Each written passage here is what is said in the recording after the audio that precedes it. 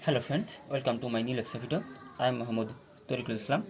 In this lecture video, we are gonna learn differentiation of functions অর্থাৎ ফাংশনের অন্তরীকরণ। তো আমরা এখানে ফাংশনের অন্তরীকরণ অধ্যায়টির ম্যাথ প্রবলেমগুলো সলভ করার আগে দেখে নিব যে আসলে এই অধ্যায়ের ম্যাথ প্রবলেমগুলো সলভ করতে হলে আমাদের কী কী সূত্রাবলী জানা প্রয়োজন। এখন আমরা সেই সূত্রাবলীগুলো আগে শিখে নিব। ওকে, চলো আমরা আমাদের মেন ডিসকাশনে চলে যাই। তো এখানে বলা হচ্ছে যে d/dx c ইকুয়াল টু 0। সিটা আসলে কি? সি হচ্ছে যে কোনো কনস্ট্যান্ট সংখ্যা, অর্থাৎ যে কোনো কনস্ট্যান্ট সংখ্যাকে যদি আমরা ডিফারেন্সিয়েশন করি তাহলে তার মান হবে 0। তো আমরা এমন লিখতে পারি সি বলতে যে কোনো কনস্ট্যান্ট সংখ্যা, ধরলাম যে সি ইকুয়াল টু 5, তো সি d/dx 5 ইকুয়াল টু হবে কত 0। এখানে সি বলতে যে কোনো কনস্ট্যান্ট সংখ্যা হতে পারে। এরপর দেখো d/dx x⁴n equal to n(x⁴n-1)। তার মানে x⁴n কে যদি আমরা ডিফারেন্সিয়েশন করি তাহলে আমরা পাবো n ইন্টু x⁴n-1। তার মানে এক্সের পাওয়ার যা থাকবে সেটা আমার বামে গুণ আকারে আসবে এবং এক্সের পাওয়ার জাস্ট 1 কমে যাবে। দেন d/dx a⁴x এটি ইকুয়াল টু হবে a⁴x into log a base e. দেখো এই দুটোতে আমরা দেখি, এটা ছিল আমাদের 1 নম্বর। আমাদের 2 নম্বর সূত্রটি হচ্ছে d/dx x⁴n equal to n into x⁴n-1। তো যদি এমন হয় d/dx x ধরলাম আমরা 6, তাহলে আমাদের কি হবে n প্রথমে আসবে ইন্টু x⁴n-1, অর্থাৎ 6 থেকে 1 কম, তাহলে x⁵ হবে। দেন 3 নম্বরটা আমাদের ছিল d/dx a⁴x। এখানে a বলতে আমার যে কোনো কনস্ট্যান্ট সংখ্যায় হতে পারে, যেমন ধরলাম এ বলতে যদি আমি ধরি 4, তাহলে 4⁴x। এটা ইকুয়ালটা আমরা লিখতে পারি 4⁴x থাকবে ইন্টু লগ ই বেজ এই এ, অর্থাৎ লগ 4 বেজ হবে এখানে ই। সিমিলারলি পরেগুলো দেখো লগ e⁴x, এটা যদি আমরা ডিফারেন্সিয়েশন করি তাহলে e⁴x পাবো। আবার d/dx log x যদি আমরা ডিফারেন্সিয়েশন করি, আমরা জানি যে log x বেজ ই দেওয়া আর না দেওয়া একই কথা। যদি ই বেজ দিই তবুও বুঝতে হবে বেজ ই, না দিলে বুঝতে হবে ই, আর যদি অন্য কোনো বেজ হয় তাহলে তো আমাদের সেটা দিয়ে দিতে হবে। তো log x বা log x বেজ ই এটা যদি আমরা ডিফারেন্সিয়েশন করি তাহলে আমরা পাই 1/x। যখন আমরা মূল নিয়ম অন্তরীকরণ করেছিলাম তখন দেখেছিলাম যে log x এর ডিফারেন্সিয়েশন করলে আমরা পাই 1/x। এরপর d/dx log x বেজ এ, এখানে আমার ছিল বেজ ই আর এখানে হচ্ছে আমার বেজ এ। তো আমরা জানি যদি বেজ যদি ই বাদে অন্য কিছু হয়, যেমন লগ এক্স বেজ এখানে এ আছে, এটাকে আমরা চাইলেই ই বেজ লগারিদমে প্রকাশ করতে পারি। সেটা কিভাবে? আমরা এটা কীভাবে লিখতে পারি যে লগ ই বেজ যেটা ছিল সেটাই ইন্টু লগ, এখানে আমরা যেটাকে লগের সহগ হিসাবে দিয়েছি সেটা এখানে এসে হয়ে যাবে আমার ভিত্তি, আর এখানে আমার যা ছিল সেটাই বসবে। তাহলে দেখো এ ভিত্তিক লগারিদমকে আমরা কিন্তু ই ভিত্তিক লগারিদমে প্রকাশ করেছি। এখন এটাকে যদি রেখে দিই লগ ই বেজ হচ্ছে এ ইন্টু, এখন আমরা জানি যে লগ এক্স বেজ ই, লগ এক্স বেজ ই এটাকে ডিফারেন্সিয়েশন করলে হয় 1/x। তার মানে এটাকে যদি আমরা ডিফারেন্সিয়েশন করি তাহলে পাবো কি 1/x। এর জন্য দেখো যখন আমরা লগ এক্স বেজ এ কি ডিফারেন্সিয়েশন করছি তখন আমরা কি পাচ্ছি 1/x ইন্টু লগ ই বেজ এ, 1/x ইন্টু লগ ই বেজ এ। দেন আমরা সাইন এক্সকে যদি ডিফারেন্সিয়েশন করি তাহলে পাবো কজ এক্স, কজ এক্সকে করলে পাবো মাইনাস সাইন এক্স, ট্যান এক্সকে করলে পাবো সেক স্কোয়ার এক্স। একইভাবে কট এক্সকে করলে পাবো minus cosec square x, sec এক্সকে করলে পাবো sec x into tan x. এখানে দেখো আরেকটি দেখো, আবার কোসেক এক্সকে যদি আমরা ডিফারেন্সিয়েশন করি তাহলে পাবো minus cosec x into cot x. তো দেখো কখন প্লাস হচ্ছে আর কখন মাইনাস হচ্ছে এটা মনে রাখার একটু সিম্পল ট্রিক্স হচ্ছে, দেখো যে সকল ত্রিকোণমিতিক অনুপাতগুলো সি দিয়ে শুরু হচ্ছে সেগুলোকে যদি আমরা ডিফারেন্সিয়েশন করি তাহলে আমরা মাইনাস পাচ্ছি।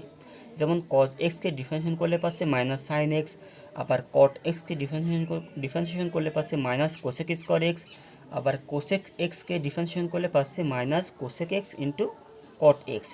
আর সাধারণত যেগুলো সি দ্বারা শুরু হয়নি সেগুলো দেখো সাইন এক্সকে করলে পাচ্ছে কজ এক্স, ট্যান এক্সকে করলে পাবো সেক স্কোয়ার এক্স, দেন এগুলোই যে আমরা যেগুলো আমাদের আসলে সি দ্বারা তৈরি হয়েছে সেগুলোর জন্য আমরা নেগেটিভ পাচ্ছি, আর সেক এক্সকে করলে পাচ্ছি sec x into tan x.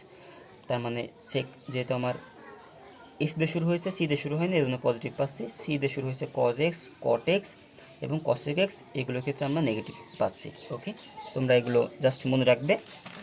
এখন দেখো পরবর্তী ফর্মুলাগুলো, ডি বাই ডেক্স এক্স এটি ইকুয়াল টু 1, এটা কিন্তু আমরা পেয়েছি 2 নম্বর ফর্মুলা থেকে। D by dx x to the power n equal to n into x to the power n minus 1, এখান থেকে আমরা পাই d by dx x equal to 1 হয়। দেখো d by d x x, তার মানে এক্সকে যদি আমরা ডিফারেন্সিয়েশন করি তাহলে আমরা পাই কি বলছে 1 পাচ্ছি, 1 পাই।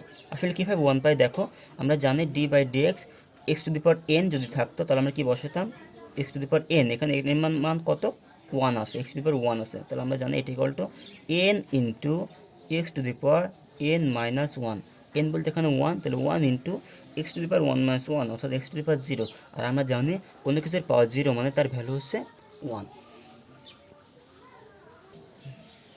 সিমিলারলি দেখো ডি বাই ডেট রুট এক্স, এটাও কিন্তু আমার 2 নম্বর সূত্র থেকে আসে, যে আমরা 2 নম্বর সূত্র শিখেছিলাম যে d by d x x to the power n, এটা ইকুয়াল টু আমরা লিখতে পারি n into x to the power n minus 1।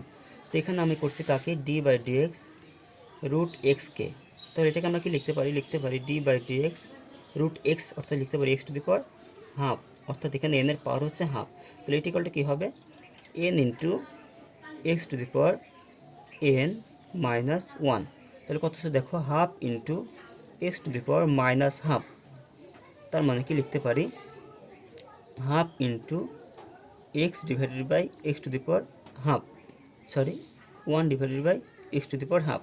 তাহলে দেখো x to the power half, আমরা জানি কোনো কিছুর পর হাফ মানে সেটা কী হয়ে যায় রুট ওভার হয়ে যায়, তাহলে এটা কী হয়েছে আমরা এটা কি লিখতে পারি রুট এক্স লিখতে পারি, তাহলে কী হচ্ছে 1 ডিভাইডেড বাই 2 দিয়ে গুণ করে দিই রুট এক্সের সঙ্গে, তাহলে 2 রুট এক্স, তার মানে d by d x root x সমান 1 ডিভাইডেড বাই 2 রুট এক্স, এটা কিন্তু আমার সেম ফর্মুলা থেকে আসে।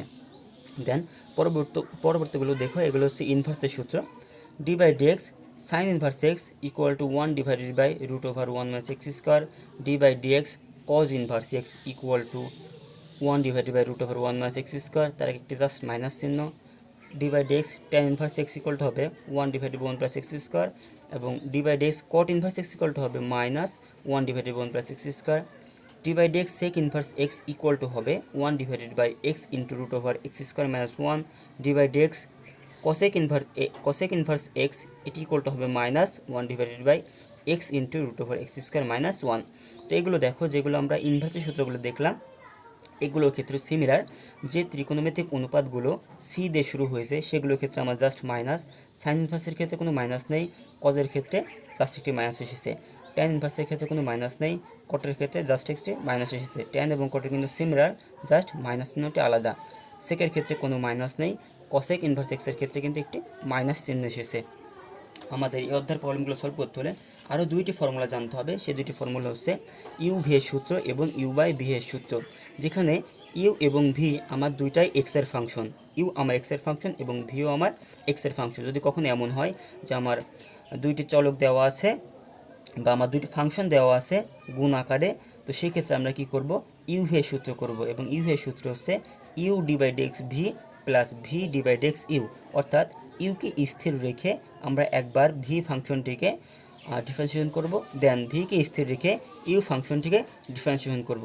একইভাবে d by d x u by v, এই সূত্রে হচ্ছে আমরা ভি স্কোয়ারটাকে নিচে স্থির রাখবো এবং উপরে আমি কী করবো v divide x u minus u divide x v করবো, অর্থাৎ ভিকে স্থির রেখে ইউকে ডিফারেন্সিয়েশন করব এবং বিয়োগ ইউকে স্থির রেখে ভিকে ডিফারেন্সিয়েশন করব। তার মানে এই অধ্যায়ের ম্যাথ প্রবলেমগুলো যদি সলভ করতে চাই আমাকে অবশ্যই এই ফর্মুলাগুলো একটু সময় দিয়ে হলেও মুখস্থ করতে হবে, তাহলে এই অধ্যায়ের এই অধ্যায়ের ম্যাথ প্রবলেমগুলো কিন্তু আমরা অনেক ইজিলি সলভ করতে পারবো, কারণ এই অধ্যায়ের ম্যাথ প্রবলেমগুলো জাস্ট আসলে ফর্মুলা দিয়ে সলভ করতে হয়, তার মানে আমাদের ফর্মুলাগুলো আগে ভালো করে বুঝতে হবে বা মুখস্থ করতে হবে। আশা করি তোমরা বুঝতে পেরেছো। এতক্ষণ আমার সঙ্গে থাকার জন্য ধন্যবাদ।